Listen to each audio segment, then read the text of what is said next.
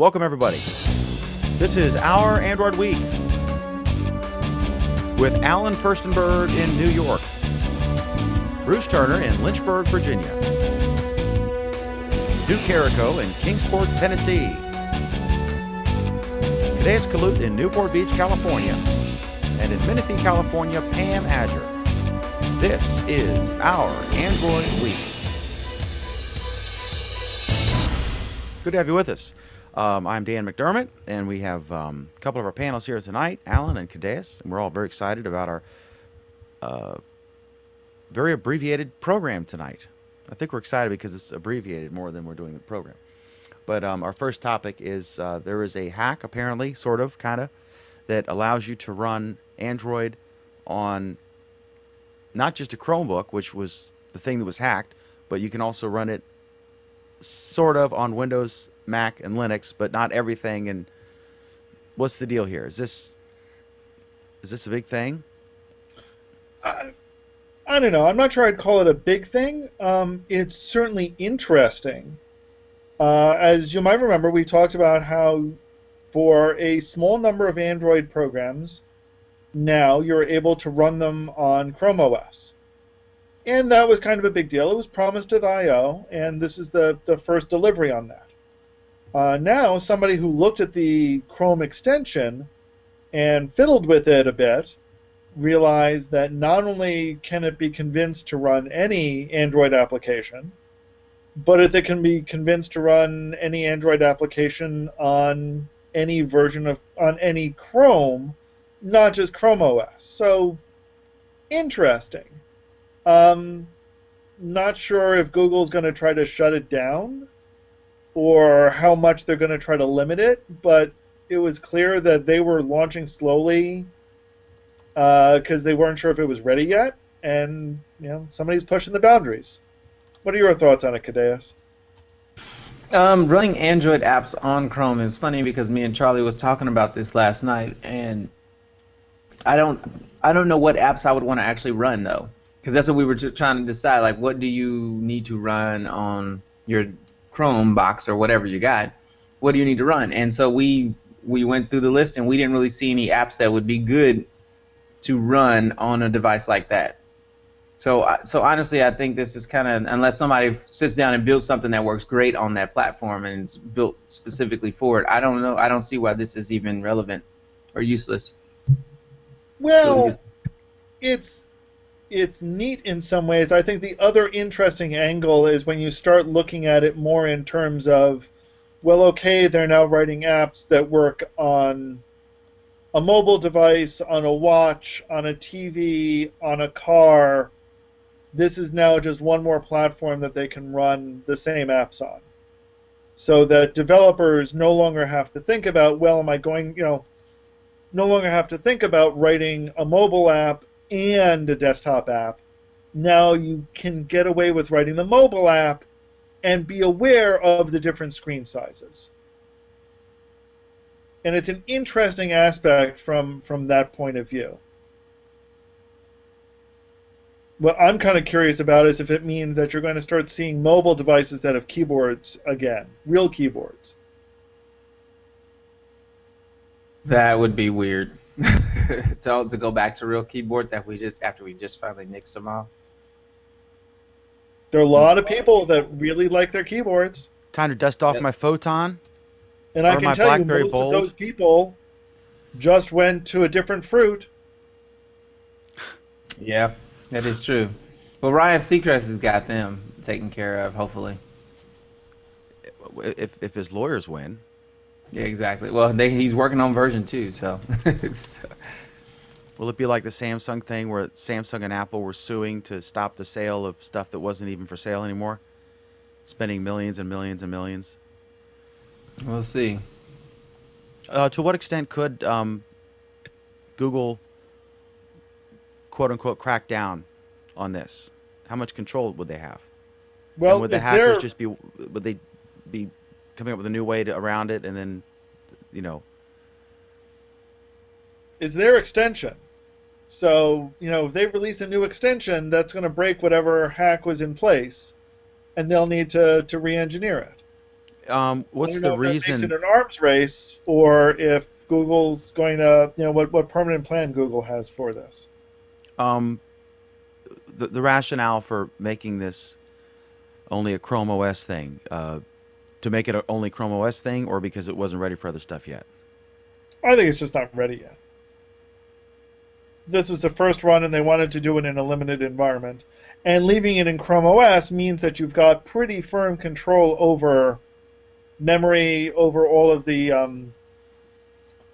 peripherals, and you'll be able to do interesting things like directly read memory, or actually treat it more like an Android device.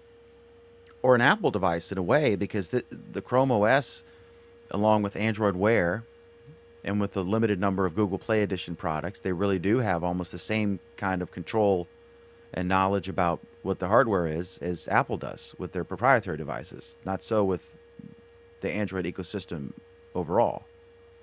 So it's kind of a safer testing ground, if you will.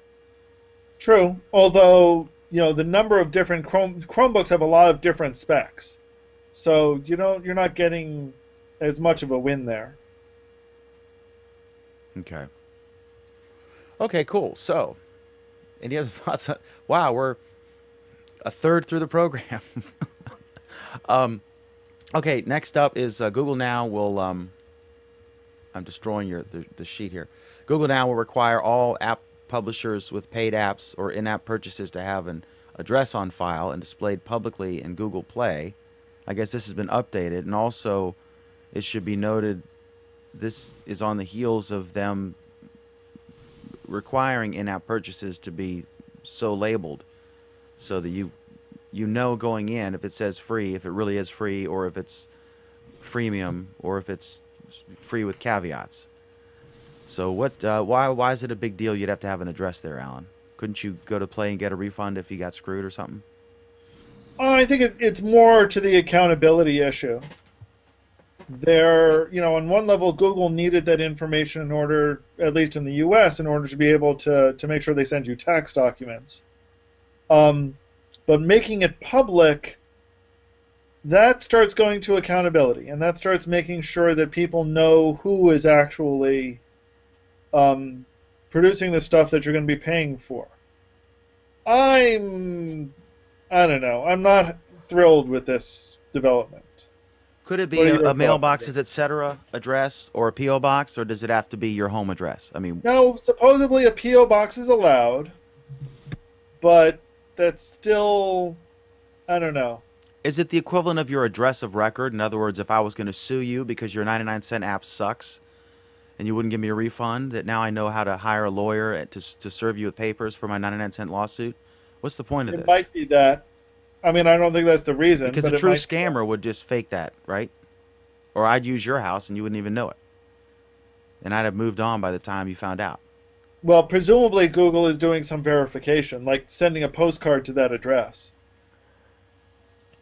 Maybe that's what it's all about, because they do already do that with the Google Plus Local, where Yeah. so maybe that's what it's all about. They want to start verifying everything that's going on because of the fraud and the whole 9 yards. Today I was scrolling through Google Plus posts, and I thought I saw somebody had shared that that they updated, and it's no longer going to be a public address though.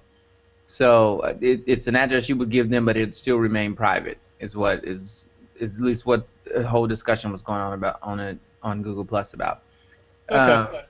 I don't know. This doesn't bother me much. I don't see it as a big deal as long as it's being their private address. Having it being public is probably another thing. But if this is just something that Google needs to have an account or whatever the case may be, I wouldn't have a problem with that at all. Right, and then I understand. But they had that before. I mean, they needed that in order to set up your wallet. So for most people, well, for some people, they already have it. So, yeah. But yeah, no, my big issue with this is having that address be a public address. I mean, I can grudgingly understand why Google would need it. If you're looking to make money for something, you're running a business. So on some level, you need some accountability. But I don't know. I'm uncomfortable with having anybody have access to my address. Then again, anybody does have access to my address, so I guess I gave that up a long time ago. Wasn't happy about it then either, though. Okay. All right. So there. That happened. We found out the thing that makes Alan unhappy. Oh yeah, Dan, like you didn't know that before. Yeah. He's still pissed off that I know his name's Alan. Okay. He's probably really pissed off that I ever invited him to do a show with me 3 or 4 years ago. All right, the newest Androids will join iPhones in offering default encryption. And this was a big... First story I heard about this was that they're changing it so that... This reminds me of the BlackBerry thing in India after the Mumbai accident. We talked about this Friday, I think. But they're going to offer encryption that they can't break themselves. So there's no point in subpoenaing Apple to get into your phone because they won't be able to. So this will save them a lot of money because they won't have to have a team responding to all these requests. They'll just say, we don't do this. We can't. And I wonder if they're going to have the same problem that BlackBerry had when their co-CEO had to go to India because they were threatening to block BlackBerry servers completely and ban the sale. And I forget what the resolution of that was. I don't know if you remember, Alan. But are they going to have problems in some of these countries, including the United States or Europe, where because the cops will not be able to go to the manufacturer of the device and get in there? But I guess it's no different than if you had a safe company and you made giant safes and you said, I need you to crack into this safe. And they said, we can't without the combination and without a hacksaw. I don't see what's different. And why did it take this long? Because encryption is expensive. It's not a trivial thing. And both Apple and Google had on-disk encryption for a long time. Just it was optional. With iOS 6 and with Android L, it's going to be default. I think I confused two topics. I think I confused encryption with not being able to break through a password on the phone. Yes, but so what else is new? But I guess they're kind of... You actually confused three topics, but who's counting? I guess it's kind of the same thing, though. This is all Snowden, right? This is all a reaction to that. From that, but again, this was a trend that had been in progress for a long time. I think Snowden just accelerated it. Google had been working hard on encrypting everything bit by bit over time. Apple, it hadn't been as much an issue for Apple, but even there, on their desktop products, full disk encryption had certainly been an option for many years. But, Snowden revealed, and this was something a lot of people had already known, that if you don't have encryption, if you don't, if your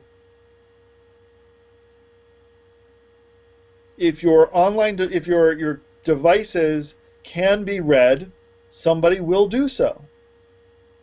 And this just makes it much more expensive for them to do so.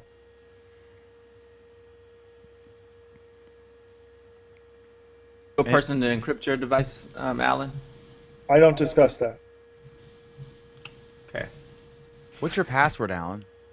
I don't discuss that. Over or under the toilet paper thing? I don't discuss that. Okay, can you talk about the past? 3 years ago, were you a person that encrypted your device? I don't discuss that. By saying that would suggest that he has something to hide. Which is why I know he doesn't want anybody to know his address. All I will say is that 20 years ago, I used to do computer security for a branch of the federal government. That says a lot. Okay, that says a whole lot. Is that a topic of interest to you?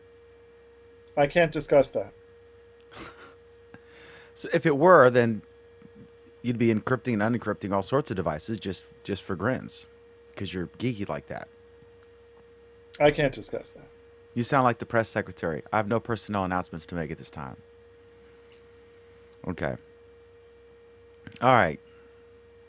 He's even wearing like a like a spook-looking sweater and thing going on. It's a sweater. Whatever. Is it an encrypted sweater? I can't discuss that. It's government blue. It's gray. Okay. Whatever. Sure, it's gray. And the collar is the same color as my glass. Just like it's been every other show I've been on. Since you bought glass. You pulled a Steve Jobs. Yes, I need 500 polo shirts this color. Okay, so we're basically, this is a throwaway show, right? Tonight. We're done? No show is a throwaway show. That's a term Alan or Anthony Klauser, he was criticizing us. It was hilarious. He said, so this is basically a throwaway show tonight. Okay. You think most people are going to do it, Alan? Joe Public? Do they Do give a what? shit? Encryption? That's why it's being turned on by default. Oh, okay. Everybody's gonna do it. That's They don't have a That- choice, or they have a choice. They just don't know they have a choice. Yeah. that's the key difference here, is that it will be on by default. Do I even have Currently- an encryption option on my phone? My Note 2? Is that Yeah, something you Android has probably historically do. offered? You probably have it, you just didn't know, didn't care, and didn't do anything about it. Because all the shit's in the cloud anyway. I don't think there's hardly anything on my phone that, I mean, if I were Except your involved in access to the nefarious, cloud. huh? Except your access to the cloud. But that could be subpoenaed. In other words, if I were participating in nefarious activities, they couldn't get to my physical device, but they wouldn't need to because everything I do is in the cloud. Because I want to But if be they able get to your run physical device, then if they get to your physical device, then they don't need to subpoena for the cloud. True, which So would be less it- of a it- so hassle. they- And so I think basically the they police get you departments coming and have these going. devices now. They can quickly get everything off the phone if they can access the phone. That's what this is curbing. That those devices won't work until they get some form of an update that lets them figure out the encryption, which would need Apple and Google to do that, which they're saying they can't. So, question. I know that Apple says that the access to the physical device, the password or whatever, that they will no longer have the ability to break through that if requested by the police. The encryption, do they have an ability to get through that on Apple or iOS or Android? Do we know that? If they subpoenaed Google to get past your encryption on your physical device, would Google have the There's capability? they can subpoena, but there's nothing that they can provide because the device is encrypted. So they don't have In a way to general- break through that is what I'm asking. Well, no, Right. here's the thing. The answer is no. I mean, already with a lock screen, the pattern lock screen, Google has stated that they are not able to tell you what the pattern is. They're not able to tell law enforcement what the pattern is. And law enforcement has stated that trying to brute force the pattern unlock is ridiculously difficult. If what this basically is using your lock screen pattern as the key to your encrypted disk, then your disk is safe because we've already established that a pattern lock is secure. So, Or we have significant evidence to believe that a pattern lock is secure. okay, so we're at a point where it's pretty clear that if you are engaging in, if for whatever reason you chose to lock your device with encryption and or your password, and Apple's got the fingernail thing or the thumbprint, it's getting pretty clear that the except for the unsophisticated criminal, that the physical device is in most cases going to be rendered useless to the local authorities. So then the shift moves to the cloud. So here's my question: would it be legal for Google? Even there is a demand in the post-Snowden era. There are the privacy freaks and criminals and just people who don't want their shit read by anybody. For any number of legitimate or illegitimate reasons, they would want this service. Would it be legal for Google to have some sort of encryption on your your personal cloud storage information, like your Google Docs, your photos, etc., that Google itself couldn't even get to? Because then that would prevent them, if someone said you had something illegal on there. They couldn't police it. It could be some kind of illegal pornography. It could be how to make an atomic bomb. It could be the next 9/11 plot. What you name it. Would that be legal? Would it be? I'm sure it'd be technically possible. But would it be legal for you, Alan, to host my data on your servers and have it encrypted so you could not physically retrieve it if so requested by law enforcement with a legitimate subpoena? Because that's where the next thing is. Because the these answer people, is complicated. Part of it is, of course, I can hand over anything that I have in my possession to the feds. I can hand that over. And in fact, a court order may require me to hand it over. The question is, will any of it make any sense to anybody? So if, purely, to use that as an example, if the email that's sitting on Google servers under my name is all encrypted, Google may be compelled to hand it over. Google may hand it over. Whoever they hand it over to may not be able to read it because it's still encrypted. And it's clear that Google and Yahoo, as we've discussed in the past, have taken some steps to do this for email. Now, it's not perfect. In fact, there are a large number of problems with it. But it's one step where Google has clearly come out saying they are supporting end-to-end encryption. So this is really a boon for a couple different things. This whole thing, the post-Snowden desire for people to not have their stuff snooped upon, which I think is overblown, but a lot of people don't, and my opinion is just that, my opinion. I don't give it, I mean, I assume the government was spying on everything anyway, but, and I don't want to rehash that whole argument, but this is creating a demand among a segment of society that wants, also overseas, right? Europeans are worried. I mean, apparently now we're not spying on the friendly countries anymore after the big dust up over our spying of the friendly German chancellor. And so this is going to create a whole new thing of like how to protect your stuff, and people are going to be selling it. And then this is going to create a new demand for people who can break into that to work for the government. The government's going to want a whole bunch of people who can try to crack this stuff. So this is a whole new thing. This is just, we've gone from revolvers to semi-automatic to, it's just elevating the level of the fight, but the fight will continue, I think. I don't think we're ever going to, the government's never going to not be able to snoop on stuff, and people are never going to stop trying to up the ante to make that more difficult for a variety of legitimate and, illegitimate reasons. I don't know. Is this much? I think this is much ado about nothing, Alan. Do you? Or do you think this is, thank God they're finally encrypting these by default? God bless America. We're probably the only three guys that give a shit about this. Anyway. I think it's good that they're now moving towards more and more encryption and doing it in such a way that people can still conveniently make use and have access to their own data, yet make it more difficult for others to have access to it. Because it's not just the government. Could be Alan. I can't comment on that. Okay. Any final thoughts? Nope.